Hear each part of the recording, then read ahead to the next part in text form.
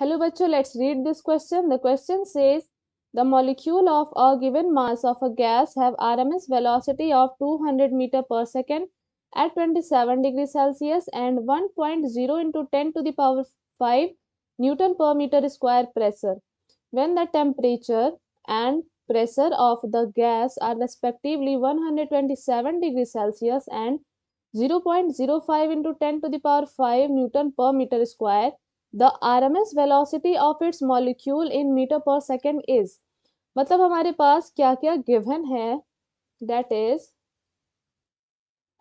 सबसे पहले हमारे पास क्या क्या गिवन है, RMS velocity,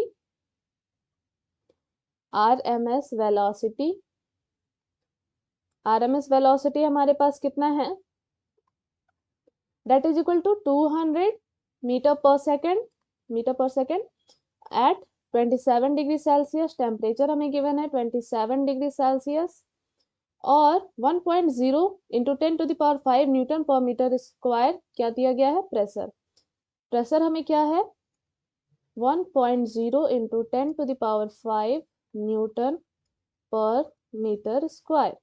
ये इनिशियल वैल्यूज हैं, initial values.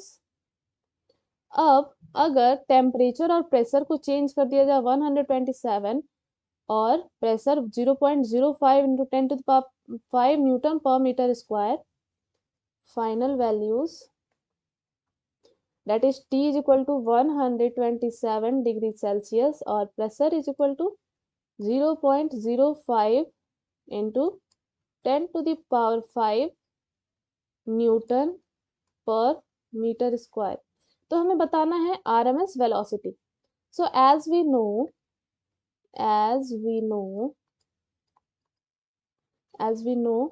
velocity, RMS velocity is directly proportional to under root T, square root of temperature.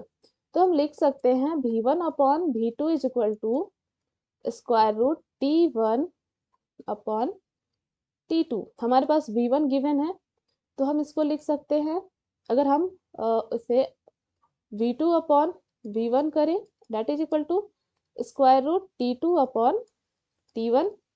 Now V is equal to V1 हमारे पास क्या है, that is 200 that is equal to T2 and T1। अगर हम 127 को kelvin में convert करें तो क्या हो जाएगा 400 upon 27 that is 300।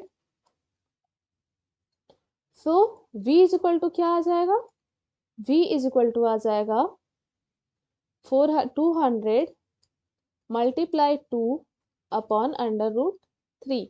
So V is equal to क्या आ जाएगा, that is 200 multiply 2 that is equal to 400 upon under root 3 metre per second. क्या आ गया 400 upon under root 3 metre per second RMS velocity.